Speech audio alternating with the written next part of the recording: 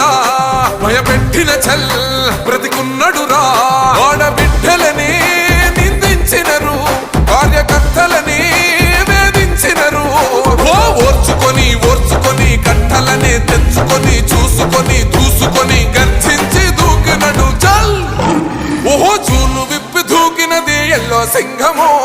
దడుసుకొని ఉరుకుతది rowdy సంఘము జై